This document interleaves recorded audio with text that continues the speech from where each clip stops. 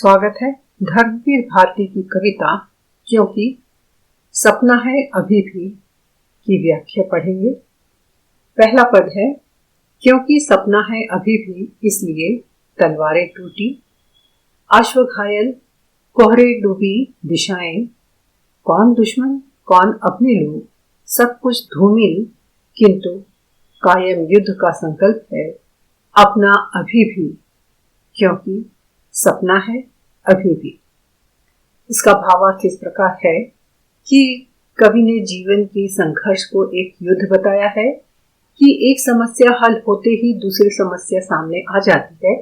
इसलिए वे कहते हैं कि युद्ध में तलवार टूटी, मतलब व्यक्ति मेहनत करता जाता है और मेहनत रूपी तलवार टूट जाती है। मनुष्य रूपी घोड़ा या व्यक्ति घायल हो गया, लेकिन दिशाहीन व्यक्ति इतना सब करके भी कुछ हासिल नहीं कर पाया, क्योंकि उसने जीवन रूपी संघर्ष को गंभीरता से नहीं लिया, जिससे वह यह समझ नहीं पाया कि इस युद्ध में यहाँ कौन अपना और कौन पराया है। इसीलिए जीवन लड़ते लड़ते बीत जाने का संकल्प अपने आप तैयार हो जाता है, संकल्पित हो जाता है, क्योंकि कहीं एक स्थान पर पहुंचने का स्वप्न देखा ही नहीं, और वह स्वप्न जो है जिसकी कोई राह निश्चित नहीं है, जिसका कोई गंतव्य निश्चित नहीं है, जिसका कोई ध्येय नहीं है, ऐसे जीवन का स्वप्न कभी भी पूरा नहीं होता और पूरा करने की कोशिश में व्यक्ति चलता ही जाता है। अब हम इसकी विशेषता देखते हैं कि जो जीवन का उद्देश्य निर्धारित नहीं करते, जो कोई योजना नहीं बनाते, वे इसी तरह आगे बढ़ते ही रहते हैं, जिसमें हमारी आज की युवा पीढ़ी की कुंठा और संघर्ष के चित्र एक साथ साक्षात होते दिखाई देते हैं।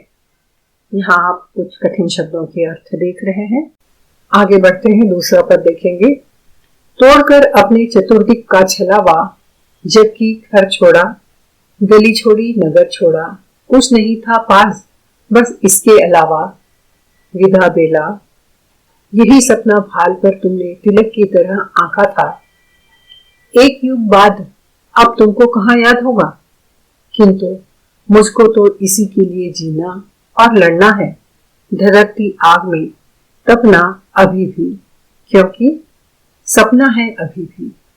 इसकी व्याख्या देखेंगे कि कवि कहते हैं कि जो व्यक्ति बिना योजना बनाए जिंदगी के बड़े और कड़े फैसले लेकर अपना घर गली नगर छोड़कर निकल जाते हैं, वे केवल सपना लेकर, वह सपना घर छोड़ते समय माथे पर तिलक के समान सुशोभित तो हो जाता है, लेकिन जीवन पथ पर भटकते रहते हैं, क्योंकि सपना पूरा करने की एक कारगर योजना नहीं बनाई है, जिससे यात्रा खत्म ही नहीं होती और एक युग बीत जाता है। शायद भूल भी जाओगे कि क्या सपना देखा था, कहाँ जा रहे थे, केवल चलना, लड़ना और युद्ध करना याद रह जाता है, क्योंकि कहीं पहुंचे ही नहीं हो, क्योंकि कुछ भी हासिल नहीं किया है, कोई संतुष्टि प्राप्त नहीं की है। जीवन में आगे बढ़ते जाना, लेकिन कहाँ बढ़कर पहुंचना है, गंतव्य क्या है, वह स्थान कौन सा है जहां पर पहुंचकर आत्मिक संतोष प्राप्त होगा। यहाँ भावार्थ पूरा होता है। हम विशेषता देखेंगे। कवि ने संदेश दिया है कि जीवन का उद्देश्य योजना जरूर निर्धारित करना चाहिए, अन्यथा स्वप्न कभी भी पूरा नहीं होगा। सो इस प्रकार भावार्थ और विशेषता पूरी होती है। यहाँ आप कठिन शब्दों के अर्थ भी देख रहे हैं, जो इस प्रकार है। तुम नहीं हो मैं अकेला हूँ, मगर वह तुम ही हो। टूटती तलवार की झंकार में या भीड़ की जयकार में या मौत के सुनसान हाहाकार में फिर गूंज जाती हो, कवच टूटे और मुझको ढाल छूटे, कवच टूटे हुए मुझको फिर तड़प कर याद आता है कि सब कुछ खो गया है, दिशाएं पहचान कुंडल कवच, लेकिन शेष हूं मैं युद्धरत, मैं तुम्हारा अपना अभी भी, क्योंकि सपना है अभी भी। इसका भावार्थ इस प्रकार है कि कवि ने तुम नहीं हो अर्थात उस उत्साह को तुम की संज्ञा दी है जिससे प्रेरणा पाकर जीवन संग्राम में लड़ते भिड़ते जूझते आगे तो बढ़ जाता हूँ। कहीं जयकार सुनाई देती है तो कहीं मौत का दृश्य, और वहीं मुझे याद आता है कि इसे हासिल करने के लिए मैंने क्या कुछ नहीं खो दिया। इन अस्त्र शस्त्रों के बदले मैंने अपना घर बार, अपना सब कुछ पीछे छोड़ दिया। यह सोचकर मन तड़प उठता है कि मैंने अपनी पहचान, व्यक्तित्व, संस्कार, सुरक्षा सब कुछ लुटा दिया। इतना सब खोकर भी मेरा संघर्ष समाप्त नहीं हुआ। अंत में मैं अकेला बचा हूँ। वह मैं जो उत्साह से बना था। तुम्हारा अर्थात क्योंकि सपना तो अभी पूरा नहीं हुआ है, अहंकार अब भी जीवित है। इसकी विशेषता हम देखेंगे कि जीवन का अहंकार मनुष्य को कहीं नहीं पहुंचने देता। इस अहंकार के युद्ध में न जीत मिलती है और न ही कोई साथ रहता है। तो इस प्रकार इस कविता की विशेषता भी पूरी होती है।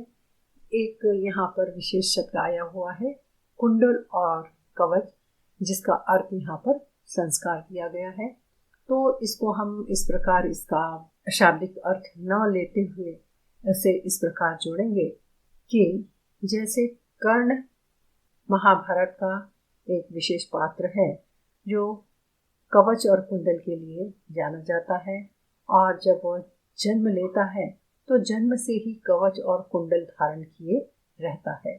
तो यहाँ पर इस कवच और कुंडल को व्यक्ति के जन्मजात संस्कारों से संबंध जोड़कर देखेंगे कि जब व्यक्ति आगे बढ़ता है, दिशाहीन होकर आगे बढ़ता जाता है और जो कुछ वह प्राप्त करना चाहता है उसको प्राप्त करने में हम देख रहे हैं कि कवि ने व्यक्त किया है कि उसने अपना सब कुछ खो दिया।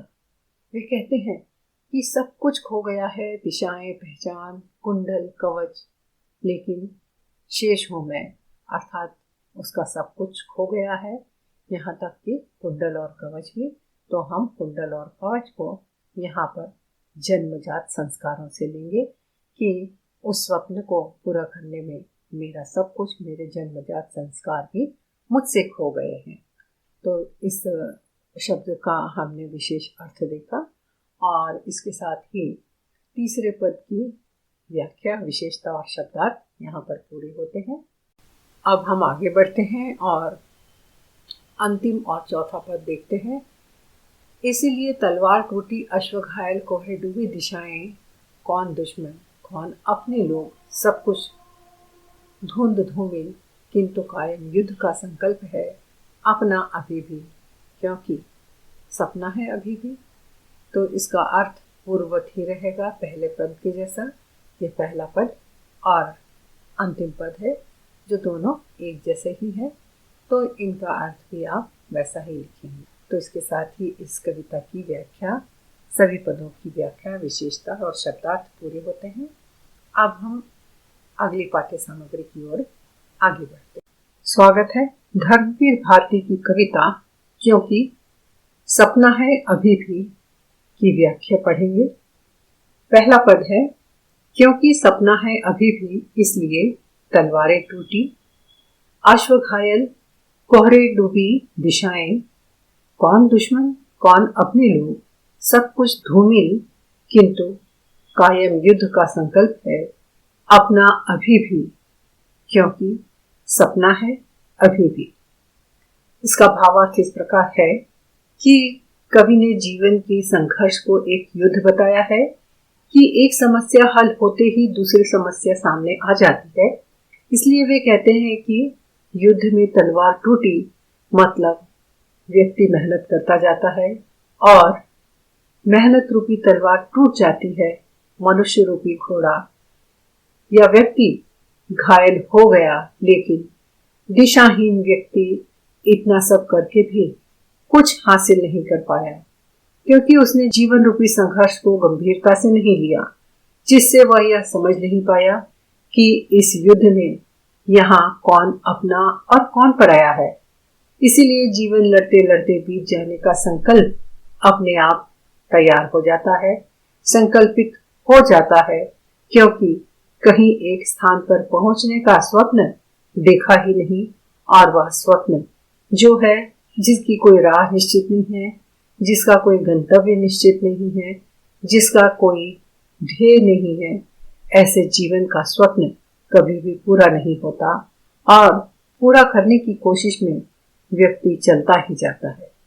अब हम इसकी विशेषता देखते हैं कि जो जीवन का उद्देश्य निर्धारित नहीं करते, जो कोई योजना नहीं बनाते, वे इसी तरह आगे बढ़ते ही रहते हैं, जिसमें हमारी आज की युवा पीढ़ी की कुंठा और संघर्ष के चित्र एक साथ साक्षात होते दिखाई देते हैं। यहाँ आप कुछ कठिन शब्दों के अर्थ देख रहे हैं। अब हम अगली पाठ्य सामग्री की ओर आगे बढ़ते हैं कि आपको प्रश्न पत्र में पहला प्रश्न आता है। निम्नलिखित प्रश्नों के उत्तर एक शब्द या वाक्यांश में लिखिए। जिसके लिए यहाँ पर इस कविता पर आधारित कुछ प्रश्न मैंने तैयार किए हैं और जिनके उत्तर भी लिखे हैं, और यह प्रश्न उत्तर आपको सारांश लिखने में भी सहायता करेंगे और ससंदर्भ व्याख्या करने में भी सहायता करेंगे, और यहाँ आपको इन प्रश्नों के उत्तर एक शब्द में ही लिखने होते हैं। इस बात का आपको ध्यान रखना है। और इसके बाद हम अगले चरण में पहुंचते हैं। दूसरा प्रश्न आता है, ससंदर्भ व्याख्या कीजिए। आपको पूरी किताब में से 3 प्रश्न दिए जाएंगे, जिनमें से आपको ससंदर्भ व्याख्या करनी होती है। तो यहाँ आप वीडियो के पहले भाग का सहारा ले सकते हैं। और तीसरा प्रश्न आता है, कविता का सारांश लिखकर उसकी विशेषताओं पर प्रकाश डालिए। तो यहाँ पर आप देख रहे हैं कविता का सारांश बिंदु रूप में पॉइंट वाइज बना दिया गया है, जिससे आपको पूरी सहायता मिल सकती है। और चौथा प्रश्न आता है, टिप्पणी लिखिए। निम्नलिखित में से किसी एक पर टिप्पणी लिखिए। तो आपको 2 शीर्षक दिए जाएंगे, उसमें से एक पर टिप्पणी लिखना होगा। तो आप देख रहे हैं टिप्पणी लिखने का फॉर्मेट आप देख रहे हैं कि जो भी आपको 2 शीर्षक दिए जाते हैं टिप्पणी लिखने के लिए, सबसे पहले जो भी प्रश्न आप टिप्पणी लिख रहे हैं उसका शीर्षक लिखिए। उसके बाद उस शीर्षक का परिचय लिखेंगे कि यह हमारी पाठ्य पुस्तक का नाम लिखिए। उसके बाद कविता और कवि का नाम लिखिए, और एक संक्षिप्त रूप से उस शीर्षक के विषय में कविता के आधार पर आपको टिप्पणी तैयार करना है, जो 5 अंक के लिए एक प्रश्न होगा, जिसे आप यहाँ पर देख रहे हैं। इस प्रकार छात्रों, यह पाठ्य सामग्री पूरी होती है। मुझे आशा है आपको यह जरूर उपयोगी होगी।